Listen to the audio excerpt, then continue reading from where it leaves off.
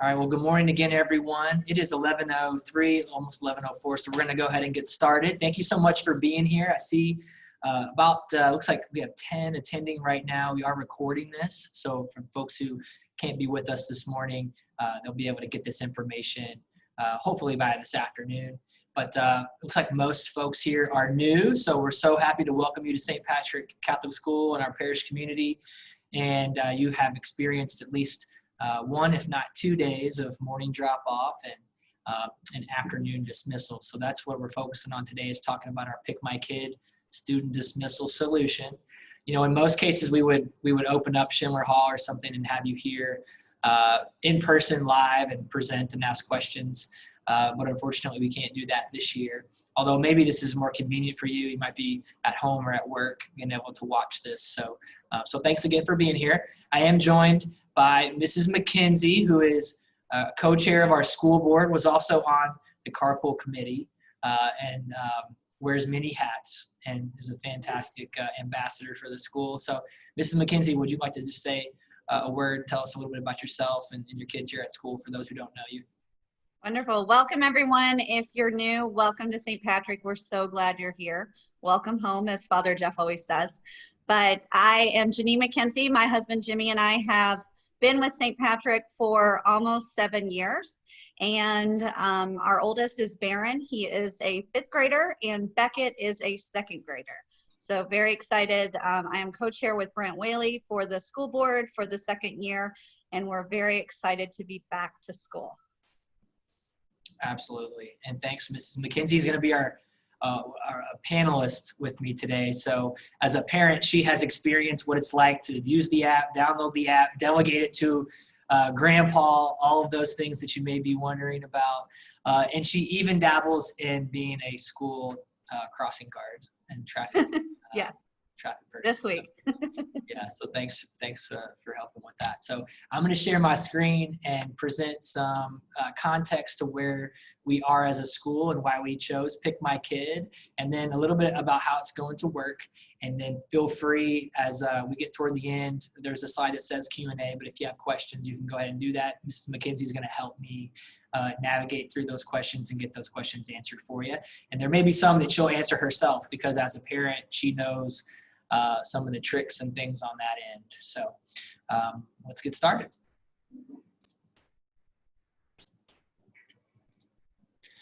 All right, so improving student dismissal using PikMyKid was, I would say, a process that took maybe a couple of years. But how did we get here? We're going to talk about that, downloading and registering on the app, pickups and delegations, the car line and the dispatcher, how that works for the school, and then we'll go through some questions and answers. So that's what we're here to do today.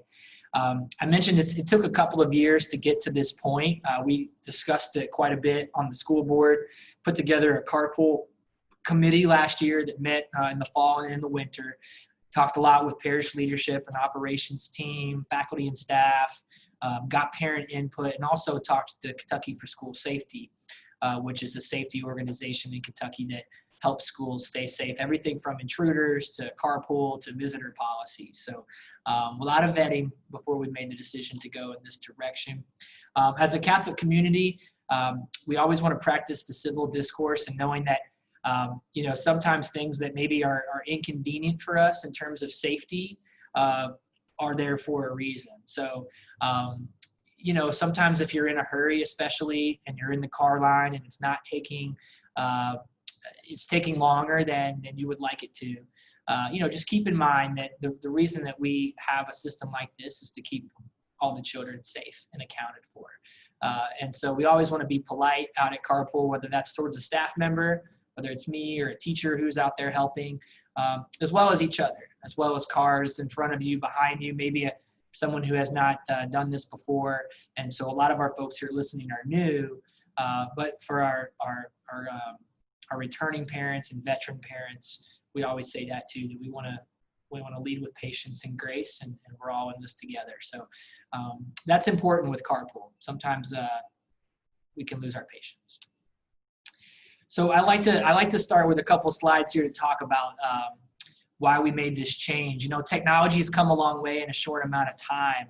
And the old school methods that schools have typically used for things like changes of transportation notes and carpool are very archaic. And if we can answer our doorbell from our phones and record things, we can order lots of supplies, groceries, things from our phones and have it delivered straight to our door. There ought to be a solution that helps with our dismissal and communication with parents in school. So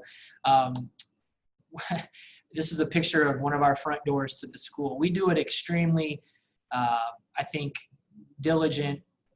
being diligent in terms of how we have our kids enter the building safely, how we approach visitors and all of that, and all of our exterior doors being locked. And then in the past, until about 6 months ago, our carpool was a little bit chaotic. We released all of the students at once, and they just walked out multiple doors out into an open parking lot with cars running and parents waiting to pick them up. And that was always kind of an uneasy feeling as a school administrator, who is accounted for and who are safe pickups. And it seemed to defeat the purpose. It was counterintuitive to what we would do from 7 to 2:30, so to speak. Also, these are my babies. This is a little dated. These pictures are about 6 months old now, but that's Gabriel on the left. He's the oldest. He's 4 now. And then that's Lucas on the right. He's 2. And as a parent, I think about often when my decision making, what's the safest thing to do for kids? And that's what really led to this change with PikMyKid. So I think they're pretty cute, but I'm very biased. So former challenges that we had in this, what I would call an antiquated and unsafe system. One of the things that people forget about is before this system, changes of transportation were kind of hard to track. We would get paper notes, even Post-its, sometimes napkins. Crazy stuff where parents would, in a hurry write down, oh, we're switching from the YMCA to bus today, or the bus to car rider, or play practice, or whatever it might be. And then there was a kind of a chain of command in getting that information to the office on paper, delivered to the teacher in a timely manner. That wasn't the greatest system. Also, teachers would email parents during the school day when teachers were teaching and not checking their email, or calling in, to the classroom, those kind of things. And so the change of transportation really needed to be cleaned up. I mentioned the massive release to the unknown. Lots of moving cars, different pieces. We had it down in the old system, but still a lot of kids around cars that were moving. Felt like that wasn't safe. And we were using lots of staff, which we still are, but as early as 2 o'clock or sometimes earlier for parents who would show up a little bit earlier than we asked them to.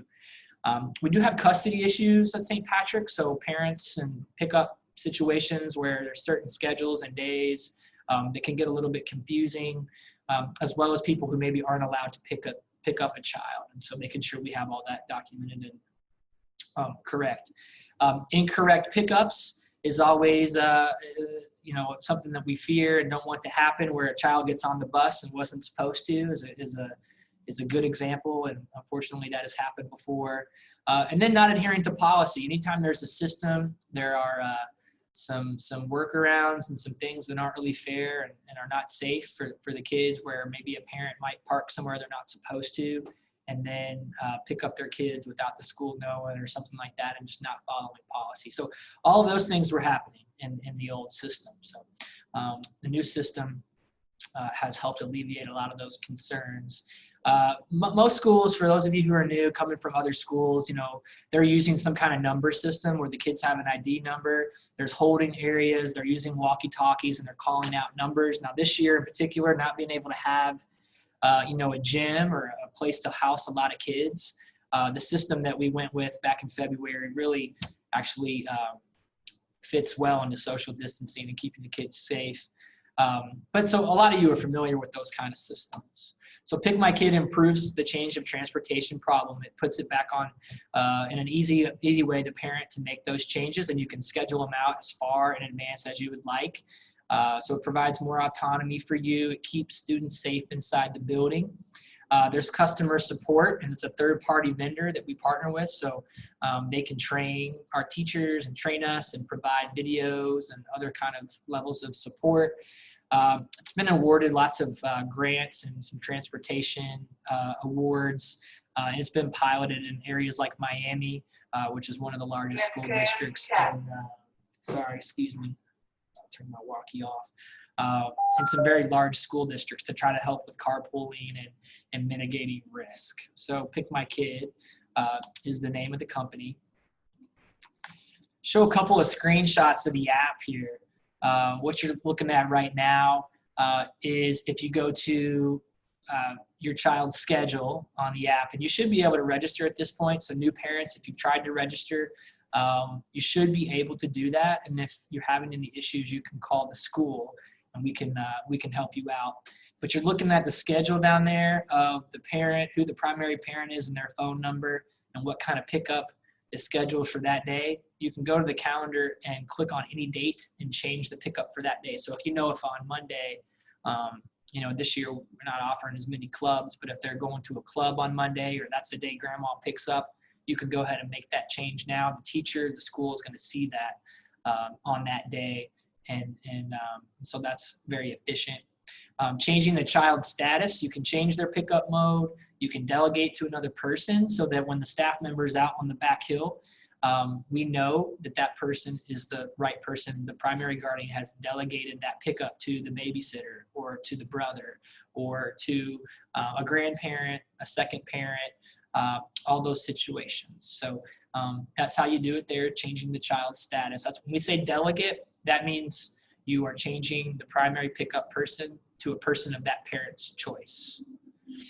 You can assign a new guardian, and Mrs. McKenzie, you can probably speak to this here in a moment about if you want to put grandpa's number in there. You put his name, you put his phone number, and actually sends them a text and allows them to register for the app, and then they'll use the app to pick up the child on that day that they're there. Now, most of you have experienced this already. This was a change in the afternoon, and now we're doing it in the morning too. But you see that number 1, that's your entry point. You're going to go toward the Celtic Center and up the back hill, 2 to 3, and then follow that curbside, and then go to the cone that we tell you to go to, and that's where your child will be. Now, when you are arriving, eventually this backflows, and it gets to a point right here where if we don't let that overflow into that lower lot, then we'll back up Beckley Station. And so to be good neighbors, we want to make sure that doesn't happen. And so we will, I'm going to actually fast forward here to that screenshot as I'm talking about that. You'll backflow down here and you just stay right and go counterclockwise around the lower lot. Now, the last couple days, Mrs. McKenzie, you can attest to this, but we've been able to avoid the Beckley backup. We've been able to keep this line moving fast enough and then keep these cars moving so that we don't back up Beckley Station. But you want to follow that route. So I mentioned the ID numbers. Every child has an ID number. And if you have multiple children, each child has their own ID number. And those numbers are very important. It's how the system associates the car tag with the student. And what's really neat about the system is that only the person designated as the pickup on that day can use the app and announce that they are on campus. Now, what they do is they put what's called a geofence around our campus. And so you're not able to announce that you are here unless you're physically here. So if you do it at the Thorntons down the street to try to get a head start, or you do it from your house, it should not work until you're actually on campus. Now you need to announce so that the staff member can see that you're in that pool and that you're here to pick up the child, but it's not a race. The staff member has to approve you and put you in the order that you're in with the other cars. And so it's not like a race where you have to beat the person behind you or in front of you when you're pulling off of Beckley and you have to hit announce before them or anything like that. It doesn't work that way. It just lets us know that you are here. What's also really cool, we mentioned car tags. And so most of the schools who use the ID numbers, they have a tag system, and you hang it, you keep it in your glove box or you hang it on your rear view mirror. And then we see that car number and then we punch that in, and that's how we know that what the order is and that the child can come out. So we do have paper car tags, and we can give every family a couple of those as a backup. But if you use your smartphone and you use the app, the phone, if you look on the right-hand side of this picture, it actually turns into a car tag. And so in this example here, there's only one child on here. If you have multiple children, multiple numbers will pop up over here, but it turns into a car tag. So once you've announced that we've approved you, you can simply hold that phone up through the window, or you don't even have to lower your window down. That staff member will see your car tag. It's verified because we know all the parameters behind it, that you're the safe person to pick the child up that day. And then through our system on the back end, we approve that, and it adds you to a list and tells us what order you are in. So that's all of what's happening on the back end. Mr. Sturtzel, may I Go add ahead. something? Yeah, please. In order to announce on campus, you have to have your location settings on. So if those are not on, you will not be able to announce once you're on campus. Yeah, that's a great point. And I think you can go in like to your settings for apps and like turn your locations on for just that app as well. So you correct. Turn like Correct. the whole thing on too. So this is what it looks like when you pull in. We'll tell you what cone to go in. So there's 12 cones. And then inside the school, just so you know, you see this purple arrow.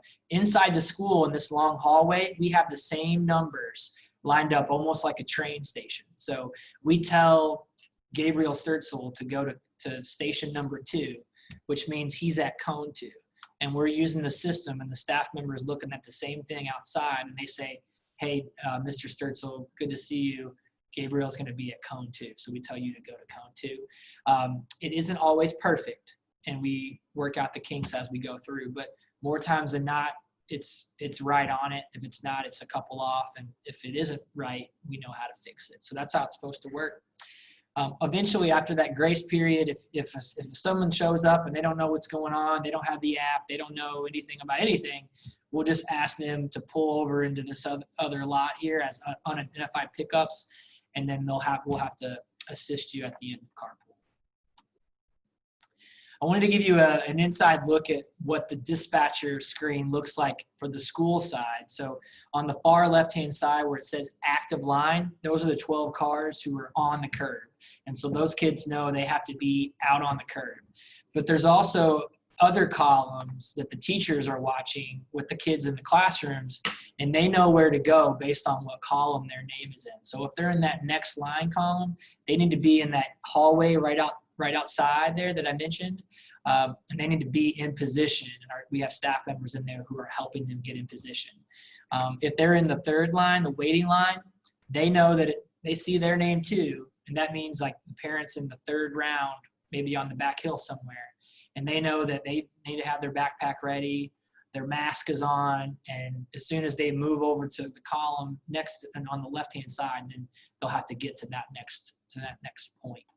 On the right-hand side, that's for the staff members on the back hill. We can actually see the list of parents who have announced and approved you, and that adds you to the correct order in the line.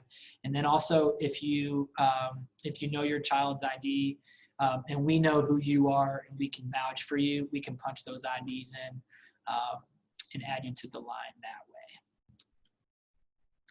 Pickup times are 2:45 to 3:15. What's nice about this is that if you're working from home and you're on a call and you don't get off that call till 3 o'clock, that's okay. Like, you don't have to get here right at 2:45. The child is waiting safely in the classroom until it's time to come out. So in the past, with the old system, parents were kind of stressed out about trying to get here early enough, and then they had to wait for 45 minutes to an hour sometimes. So you should never have to wait that long, but you can also arrive a little bit later and actually probably not have to wait as long. And for the early birds who want to get here, you can't get here before 2:30. If you do, you just have to park in the lower lot. We remove a barricade for you to come up the hill at 2:30. And that's where Mrs. McKenzie has been out there patrolling for us and doing an awesome job. This is just kind of summing us up here, the advantages: controlling and making the environment safer, improving communication for pickups and after-school activities. It's rich in data. This system allows us to know how many car riders we have on a given day. So that tells us, hey, carpool may be a little bit shorter or a little bit longer on a given day. Also like walkers, all kinds of things. We know exactly how many bus riders we have on each bus, walkers, clubs. It gives us it's very rich in the data in that terms. Improved availability for other resources too. So it just opens us up to be able to do some other things because of this automated system.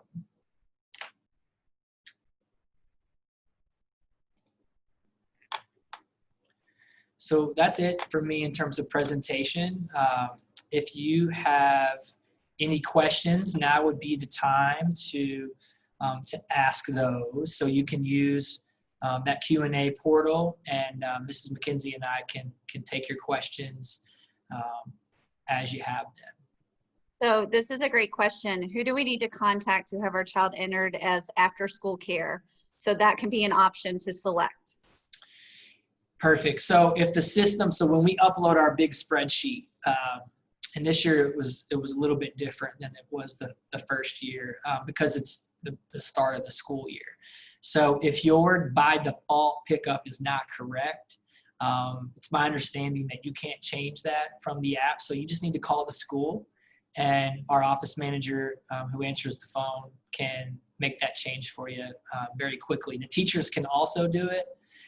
And the next step for us now that parents can register is just making sure that all the teachers have the right access to all the kids, and we can go 100% with PikMyKid next week. So that's the simplest thing to do, is to just give the school a call and we can make that change for you. And then Mr. Scherzel, what about, do you want to mention about the bus riders, or if they do have after school care, what happens because it still alerts the parents? Yeah, no, I didn't mention that. So we actually by hand, using the system, dismiss every child once this thing is up and running 100%. And as a parent, you get a text or an alert through the app that notifies you that your child has been safely dismissed to their after school designation. So that might be a car rider, and you might be in the car pulling away, and then once we've dismissed you, you get that notification. If your child is on the purple bus, we have a staff member standing at the bus. We have a list of that they're supposed to be a bus rider, and as they get on the bus, we hit a button that dismisses that child's name, and that instantly alerts the parent that they have boarded the bus, and it gives you kind of peace of mind, or maybe information that you know what time they should probably be arriving to their bus stop. Same with YMCA. So we have a staff member who checks our YMCA kids in at the door leading into the cafeteria, so you know that that child reached that location. So that's pretty cool. Can there be two primary parents? For example, mom and dad both have the primary, or does only one show as primary? You want me to take this? Yeah, go ahead. Yeah, go ahead. There can be two primaries. So, and you would go in and change the delegates. You could also change who you delegate to, but you can make someone a primary. And then PikMyKid will call you to verify that you wanted that person as a primary. It might take a couple days, but parents can easily be primary. But I had a grandfather who would pick up every day, and so he was listed as a primary as well. So you can easily add them. All right, will we need to register and use this for pickup today, or can we use stick with the verbal verification just for today? So we're gonna do the verbal for one more day.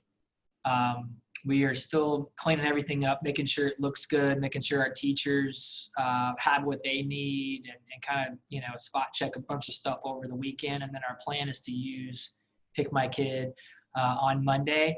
Now they tell us to do it in stages. So we did that in the spring. So we know it won't work perfectly probably the first few days, especially as you're getting used to it, but we are gonna get you in the practice of coming to school, announcing that you're here, telling the staff member, and using it that way. So the other thing we're doing, especially for our newest parents, is we want to make sure you know what their ID numbers are, because even if the app isn't working, if you have either that paper card or you know their ID number, we'll be able to make sure we input the right information into the system so that it'll work the same way. So that's just kind of working out the kinks, especially as you're new and you're getting used to how that works. And correct me if I'm wrong, the school ID is actually different than the PikMyKid ID.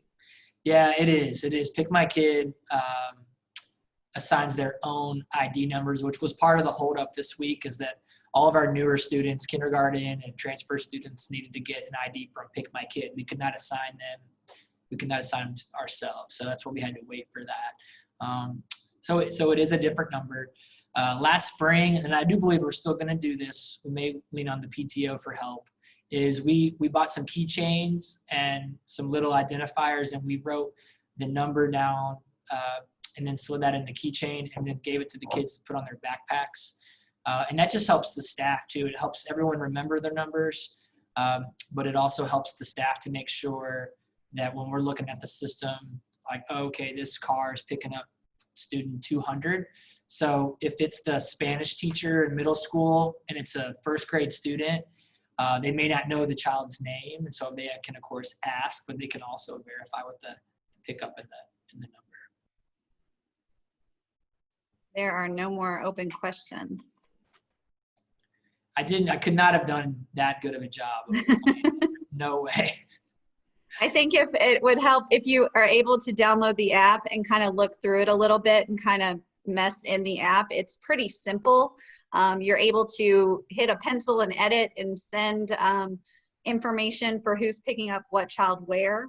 And luckily right now we don't have a lot of after school things. So so that's helpful because there's not too many options in there to choose from. One that just came through says, will our students be getting their number today, or will that be emailed to us? So we're working on that right now. Not sure. If we don't get the paper like in the folders and all that today, then we'll have to come up with a different way, like through email or something, where the parents will reach out to you to tell you what your number is. And I put in the chat there a video from PikMyKid for parents that kind of walks you through the app and how to register. I'm going to send that out to the community too. But for those of you who are in this exclusive webinar, you have access to it first. There are no more questions at this time. And then the only other thing that I can remember from this spring was some people were worried about grandparents not being as technologically savvy, but it's pretty simple app to use if they can use it. And if not, they have the backup papers that you can always hand them. So we have a grandparent who uses them, and we also have a grandparent who uses the paper one. So yeah, no, that's a good point. I know there may be some grandparents out there who don't have a smartphone or something like that. So in those cases, we don't want to create, or I guess we don't want to make copies of too many of the ID cards, because you don't want them to get into the wrong hands. But if you get, let's say you get two, one for mom, one for dad, but you guys don't need it, you can give one of your copies to grandparent. And then if you have some situation where you feel like you need more, then you can work with the school. Maybe we get it in writing or something, and we can divvy out a couple of more. But hopefully that's us being careful and wanting to make sure that we're not just making a bunch of copies of those and letting them get into the wrong hands. Is delegating to a grandparent or otherwise, do they have to accept delegation prior to be allowed check-in, or is this strictly for the school's information? So they do, correct? They have to accept the delegation, and there's a time cutoff. What is our time cutoff? 2 o'clock? Yeah, it's 2 o'clock, I believe. I'm 99% sure. I'll double check and make sure that. So, in the past it was like, hey, you've got to call by like noon, or it's got to be like a paper note. So this actually, again, going back to the autonomy piece, it allows you a more of a last minute change. If again, you work from home and you're hung up or something like that, and you can use that app. I didn't say this, but it's good for you to know. Our teachers get a daily dismissal report every day. And so that cutoff time is important, because that report will, be downloaded at 2:10 after that cutoff.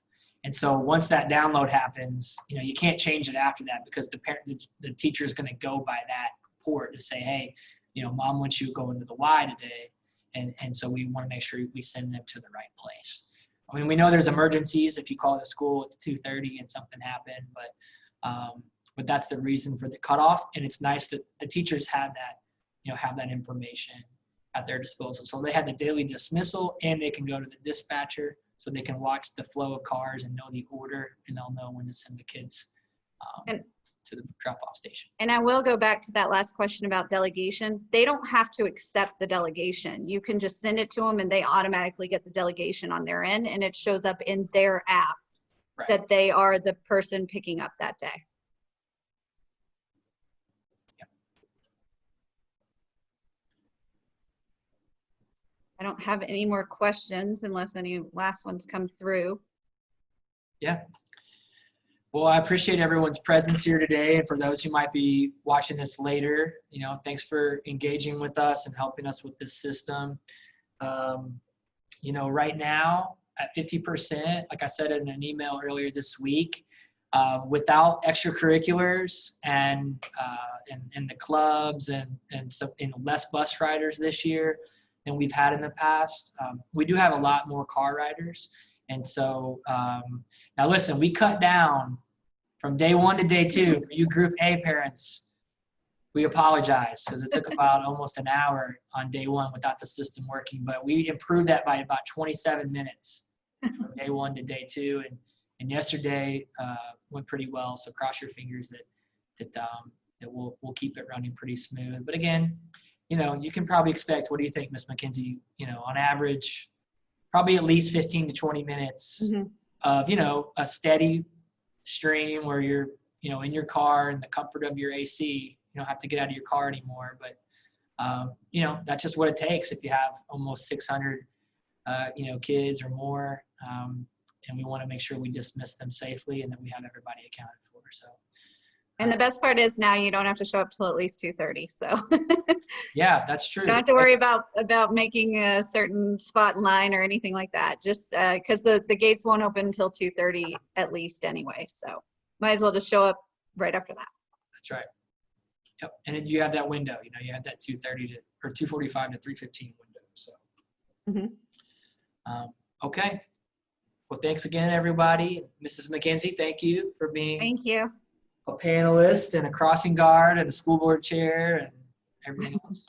So, all right. We all have a blessed day. Things are going really well here at the school. So we are really excited to have everybody back, and the easing in process seems to be working extremely well. So thanks everyone and have a good weekend. Thanks. All right. See you later. Bye-bye.